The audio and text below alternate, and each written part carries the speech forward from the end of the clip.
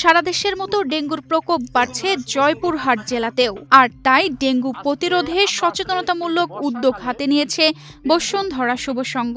খেতলাল উপজেলার নওটকা কেশরতা সরকারি প্রাথমিক বিদ্যালয়ের শিক্ষার্থীদের মাঝে ডেঙ্গু সম্পর্কে সচেতনতা বাড়াতে লিফলেট বিতরণ ও প্রচারণা চালানো হয়।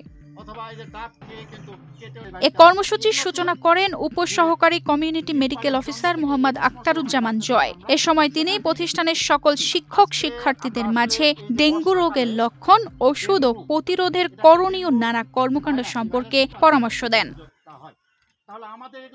এক্সট্রিম মশার কয়েল প্ল্যান্ট ফাইবার দিয়ে তৈরি, তাই সহজে ভাঙে না, সুগন্ধিযুক্ত ও নিরবিচ্ছিন্নভাবে জ্বলে। ডেঙ্গু, চিকুনগুনিয়া বাহি সহ যে কোনো মশার বিরুদ্ধে দেয় এক্সট্রিম সুরক্ষা। এরপর উপজেলা শাখার বসুন্ধরা শুভ সংঘের সভাপতি এম রাসেল আহমেদের নেতৃত্বে শুভ সংঘের সদস্যরা শিক্ষার্থীদের মাঝে সচেতনতামূলক লিফলেট বিতরণ করেন।